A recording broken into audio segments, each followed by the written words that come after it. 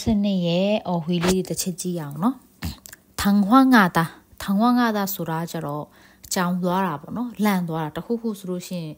바로로로아 마무디베네 알로 폈도하라 알로 묘리 소인 당황하다 또 말에 창피하다 셰디 무섭다 짜우디 속상하다 완내래 세마가운 펴대 우울하다 세이다짜디 그립다 란스와디 보노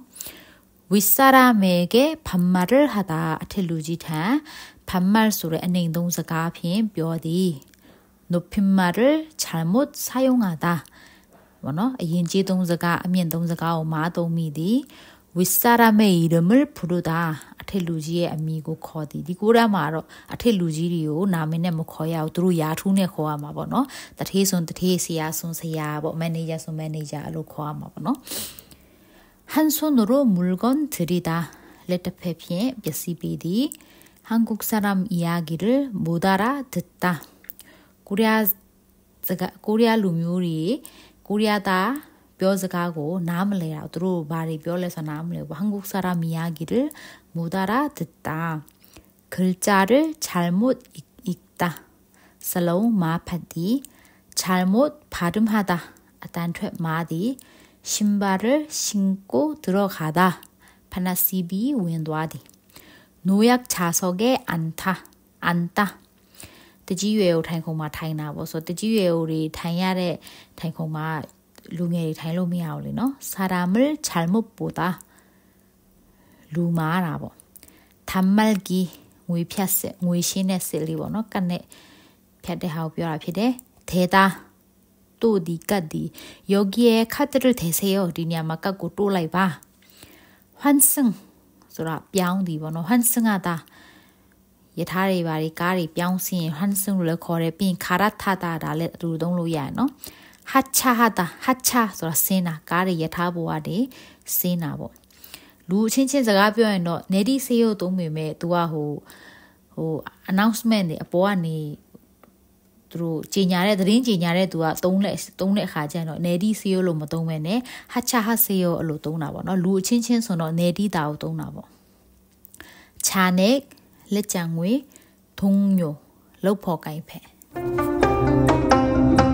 တရားမှာပါရှိလဲဆိုလို့ရှိရင် verb 은적이 있다ပေါ့နော်သူကဘယ်လိုနေမှာသုံးလဲဆိုလို့ရှိရင်ဒီအတိတ်ကဖြစ်စဉ်အတိတ်ကအကြောင်းအရာအတွေ့အကြုံလေးတွေကိုပြန်ပြောတဲ့နေရာမှာသုံးတဲ့တရားလေးပဲဖြစ်ပါတယ်ကရိယာနဲ့တွဲတယ်ပေါ့နော်ဆိုတော့အသက်ပါလို့ရှိရင်တော့저기 있다အသက်မပါလို့ရှိရင်တော့니은ပေါ့ဥမာ먹다ဆိုလို့ရှိရင်အသက်ပါတဲ့အတွက်ကြောင့်မို့ဒါကိုဖြုတ်ပြီးတော့먹은 적이 있어요 먹은 적 있다 읽다 팥디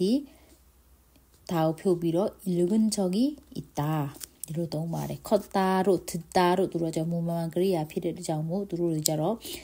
컸다အဲ့လိုမဟုတ်ဘဲနဲ့걸어요ရဲ့걸ဒီတခုတည်းနဲ့ပေါ့နော်걸은 적이 있다ဒီလိုသုံးရပါတယ်အတမပါဘူးဆိုလို့ရှိရင်တော့니은လေးတက်ရုံပဲပေါ့နော်가다 간 적이 있다 보다 본 적이 있다ဒီလိုမျိုးသုံးပါတယ်ဆိုတော့သူပေးထားတဲ့ဥပမာလေးကြည့်ရအောင်နော်한국에서 실수한 적 있어요 코리아마 뭐노 아마롱이 불라 네 택시를 타고 잘못 말해서 다른 곳에서 갔어요 그때 너무 당황했어요ဟုတ်ကဲ့ DCCB တော့ဗောနော်ဒီနေရာကိုမပြောမိလို့တခြားနေရာကိုရောက်သွားခဲ့ပါတယ်အဲ့ဒီတုန်းကတော့တော်တော်လေးကြောင်တောင်ဖြစ်ခဲ့ရတယ်အောက်မှာကြည့်မယ်ဆိုရင်ဆိုတော့အောက်ကဟာလေးကြည့်အောင်နော်1 다른 도시에 가보다 다른 도시에 가본 적 있어요? 다샤묘리마 도와보들라. 아우마 바닷가에 가다 빈레간 지오도아래 혼자 여행을 떠나다 때우테 그이 최대 처음 간 도시에서 밤 거리를 걷는다. 번호 걷다. 그러마징 도와보래 묘에 번호 냐니 냐게 말란샤부래 란샤우데에서 디동치고 비하래 바닷가에 간 적 있어요. 빌레간지요 도와부바래 혼자 여행을 떠난 적 있어요. 띠아우테 가이 두케부바래 처음 간 도시에서 밤 거리를 걸은 적 있어요. နော်ပထမချိန်သွားဘူးတဲ့မြို့ရဲ့ညလန်းကိုရှောက်ဖူးပါတယ်ဒီလိုမျိုးတစ်ခုခုကိုလှုပ်ဖူးတယ်ဆိုပြီးတော့သုံးပါတယ်နံပါတ်2ကိုကြည့်မယ်ဆိုရင်안 좋은 일이 생기다မကောင်းတဲ့ကိစ္စတွေဖြစ်လာပေါ့နော်한국 친구와 다투다 한국 친구와 다툰 적 있어요. 고리아 등해진의 자가미아 부대 시험을 못 보다 다음부에 뭐 비나이부 시험을 못 본 적 있어요. 다음부에 뭐 비나인 데 진이 시계 부대 아파서 병원에 간 적 있어요. 니마 가운데 세용도 하게 부바래. 실수하다 아마인 롱미라고노 윗사람에게 반말을 하다 윗사람에게 반말을 한 적 있어요. 고텔루지우 번호 안행동자간에 자가뼈게 무대 길을 잃어버리다 람뼈디 길을 잃어버린 적 있어요. 람뼈부게 말해 람마게 부바래 디로묘 니아마 동로야 말해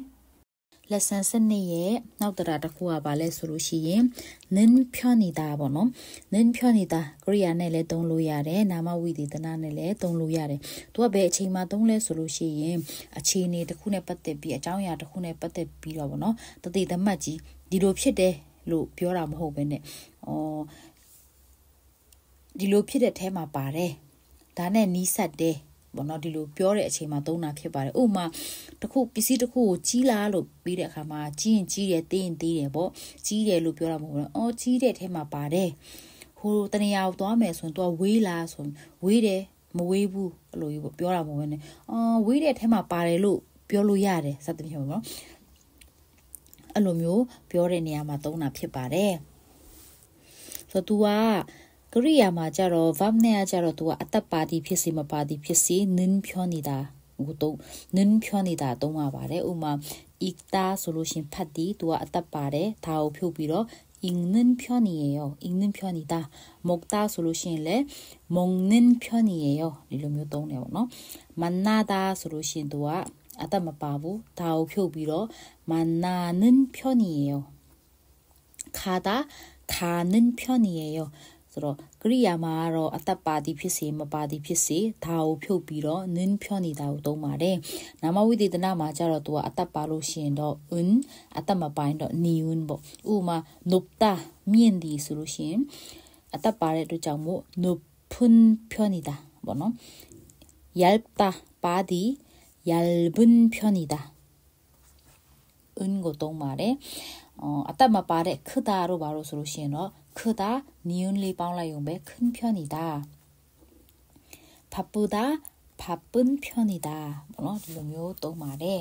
သူပေးထားတဲ့ဥမာလေးကြည့်အောင်နော်한국 음식을 잘 드세요 고래 아사다고 깡깡 사나이라 네 전 한국 음식을 잘 먹는 편이에요ဟုတ်ကဲ့ကျွန်တော်ကိုရီးယားအစားအသောက်ကိုစားနိုင်တဲ့ထဲမှာပါပါတယ်ဗောနော်ကိုရီးယားအစားအစာကိုမစားနိုင်ဘူးဆိုရင်잘 못 먹어요စားနိုင်တယ်ဆို네 잘 먹어요 잘 먹어요ဆိုရင်အလုံးနီးပါကိုသူစားနိုင်တယ်လို့ပြောတယ်ဒါပေမဲ့ကိုမစားနိုင်များသောအဖြစ်စားနိုင်တယ်မစားနိုင်တဲ့အရာတွေလည်းရှိရဆိုလို့ရှိရင်ဖြစ်နိုင်ဗောနော်ဟိုစားနိုင်ပါတယ်လို့တသေးသမတ်ကြီးပြောတာမဟုတ်ဘဲနဲ့စားနိုင်တဲ့ထဲမှာပါပါတယ်ဒီလိုမျိုးဗောနော်ဟို10မျိုးထဲမှာ10မျိုး9မျိုးလောက်တော့စားနိုင်တယ်လीတစ်မျိုးမစားနိုင်တာလည်းရှိနိုင်တာဖြစ်တဲ့ကြောင့်မို့ကျွန်တော်စားနိုင်တဲ့ထဲမှာပါတယ်먹는 편이에요ပေါ့နော်ဒီလိုမျိုးဖြေတာများပါတယ်기숙사 방에 가봤어요 커요ပေါ့နော်အဆောင်အခန်းကိုကြည့်ပြီးသွားပြီလားကြီးလား네 지난번 방보다 큰 편이에요ဟုတ်ကဲ့အရင်တစ်ခေါက်ကအခန်းထက်ပိုပြီးတော့ကြီးတဲ့ထဲမှာပါတယ်အရင်တစ်ခေါက်ကအခန်းထက်ပိုပြီးကြီးတယ်လို့လည်းပြောလို့ရတယ်ပေါ့နော်ဒါပေမဲ့သူကအရင်တစ်ခေါက်တည်းပိုပြီးကြီးတယ်လို့ပဲကြီးတဲ့ထဲမှာပါတယ်ဒီလိုမျိုးပြောပါတယ်요즘은 회사 일이 조금 한가한 편이에요. 호들로 보노 고문이 알로디야 네네 빠라래 빠레 테마 빠레. 저는 일찍 자고 일찍 일어나는 편이에요. 진화로 서서 에비로 서서 타래 테마 빠레. 두비 타래 미아리네 우마우지양 너 디미아레마 ကျမတို့အရက်တောက်တာနဲ့ဥမာကြည့်အောင်နော်ဒီထဲမှာ तू ကအရက်ကိုတစ်ပတ်မှာ9ရက်ရှိတယ်တကယ်လို့အရက်ကိုတစ်ပတ်လုံးမှာလုံးဝမတောက်ဘူးဆိုလို့ရှိရင်3ညရခိုင်တော့ချော်ညောအမတ်ရှော် ဒါပေမဲ့တပတ်မှာတစ်ချိန်လောက်တောက်တယ်ဆိုတော့တောက်တယ်ဒါပေမဲ့မတောက်တာနဲ့အတူတူပဲဆိုတော့거의 안 마셔요. 하지만 마시긴 마셔요.တောက်တယ်မတောက်တဲ့လောက်ပဲပေါ့နော်အဲ့ဒါမှ50%လောက်ဆိုလို့ရှိရင်တော့တပတ်မှာအရစ်ကို3ရက်လောက်တောက်တာပေါ့နော်2ရက်3ရက်လောက်တောက်တော့တပတ်မှာတစ်ဝက်လောက်တောက်တယ်ဆိုတော့တခါတလေတောက်တယ်가끔 마셔요နော်ပြီးရင်တပတ်မှာ4-5ချိန်6ချိန်လောက်တောက်တယ်ဆိုတော့မကြာခဏတောက်တယ်9ရက်ထဲမှာတော့5-6ရက်လောက်တောက်မှတော့ဒါခဏတောက်တာပေါ့နော်ဆို저는 자주 마셔요တပတ်မှာ9ရက်လုံးတရက်မှမပြတ်တောက်တယ်ဆိုတော့저는 항상 마셔요တပတ်လုံးနေတိုင်းတောက်တယ်ဆိုတော့ဒီဖြောနေတာကျတော့ဘယ်ထဲမှာပါလဲဆိုလို့ရှိရင်100%တပတ်မှာ9ရက်ကြီးတောက်တာလည်းမဟုတ်ဘူးဒါပေမဲ့တပတ်မှာ9ရက်6ရက်လောက်တောက်တယ်ဆိုလို့ရှိရင်တော့편이에요 저는 술을 마시는 편이에요ကျွန်တော်အရစ်တောက်တဲ့ထဲမှာပါတယ်ဒါပေမဲ့ဒါကကျတော့ကိုယ့်ရဲ့စံချိန်မှာလဲပေါ်မှာလဲမူတည်တယ်ပေါ့နော်ကိုကတပတ်မှာ9ရက်တောက်မှမဟုတ်ဘဲနဲ့တပတ်မှာ3ရက်တောက်တာတော့မကိုအရင်အရက်တောက်လာပြီလို့ထင်နေဆိုရင်တော့저는 술을 마시는 편이에요လို့လည်းပြောလို့ရတယ်ဆိုတော့ဒါကကျတော့ကိုယ့်ရဲ့စံချိန်ပေါ်မှာလဲမူတည်တယ်လို့လည်းပြောလို့ရပါတယ်ဆိုတော့ရာနှုန်းပြည့်လို့တာတော့မဟုတ်ဘူးဒါပေမဲ့လှုပ်တဲ့ထဲမှာပါတယ်ဒီလိုမျိုးပြောတဲ့အခါမှာသုံးတာပေါ့များသောဖြင့်သူတို့ကအကျင့်စရိုက်တွေပါတယ်ဆိုလို့ရှိရင်နင်းကဘယ်လိုလူမျိုးလဲဆိုတော့ကျွန်တော်ကစကားများတယ်စကားနဲ့တယ်ကိုပုံသေးကြီးစကားများတယ်စကားနဲ့တတ်မှတ်လိုက်တာမဟုတ်ဘဲနဲ့ကျွန်တော်ကတော့စကားများတဲ့ဖက်မှာပါတယ်ကျွန်တော်ကတော့စကားနဲ့တဲ့ထဲမှာပါတယ်သူကတော့ဘောနော်စွာတဲ့ထဲမှာပါတယ်သူကတော့အီးတဲ့ထဲမှာပါတယ်အဲ့လိုပေါ့နော်အကျင့်စရိုက်တွေကိုပြောလို့ရှင်တော့သူတသမတ်ကြီးမတတ်မှတ်ထားပဲねပေါ့နော်ဒီလိုမျိုးလေးအဲ့ဒီပုံစံပေါက်တဲ့အဲ့ထဲမှာပါတယ်အဲ့ဖက်မှာပါတယ်ဆိုပြီးတော့သုံးလေးရှိပါတယ်